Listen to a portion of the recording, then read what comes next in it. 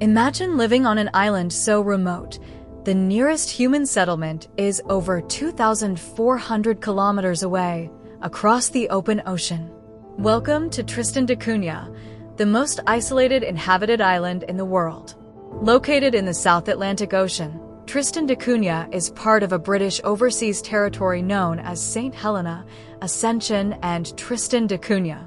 The island itself is a volcanic peak rising dramatically out of the sea, with steep cliffs, rugged coastlines, and a single village, appropriately named Edinburgh of the Seven Seas. Discovered by Portuguese explorer Tristan da Cunha in 1506, the island was deemed uninhabitable and left alone for centuries.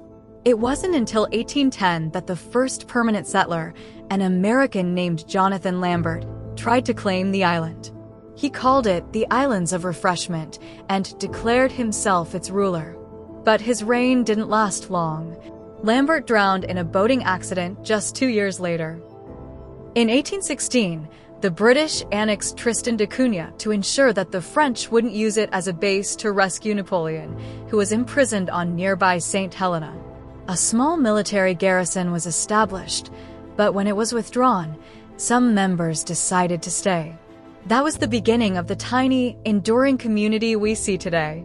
Edinburgh of the Seven Seas, the island's only settlement, has a population of just around 250 people. They are almost all descendants of just a handful of families, mostly British, Dutch, and Italian, who arrived during the 1800s. To this day, most residents share just a few surnames. Life here is anything but ordinary. There is no airport. The only way to reach Tristan da Cunha is by boat, and the journey takes at least 6 days from South Africa. Ships arrive just a few times a year, carrying essential supplies like food, fuel, and medical goods. The island has no mobile phone network, no chain stores, and no pollution. Residents rely on subsistence farming, lobster fishing, and a few exports like postage stamps and handicrafts. Bartering is still common, and the pace of life is slow and deeply communal. Volcanic activity is a constant presence. In 1961, the entire population was forced to evacuate to England after a volcanic eruption threatened to destroy the village. But the residents insisted on returning in 1963, rebuilding their lives on the same precarious land. It was one of the few modern examples of a full-scale evacuation and return.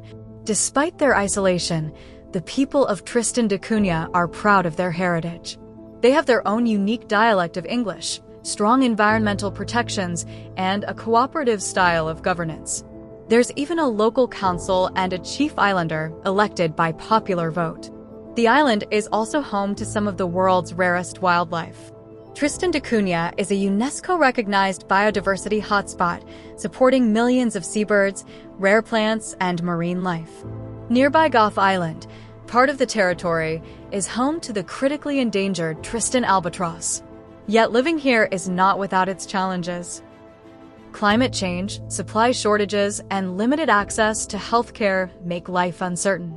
Education beyond age 16 usually requires leaving the island, sometimes permanently, and the islanders fiercely guard their way of life.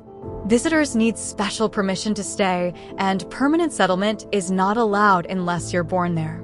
Still, the people of Tristan da Cunha continue to thrive, held together by strong community bonds and a resilience forged by centuries of hardship and isolation. Their remote home may lie far from the world's attention, but it offers something increasingly rare, a way of life almost untouched by modernity.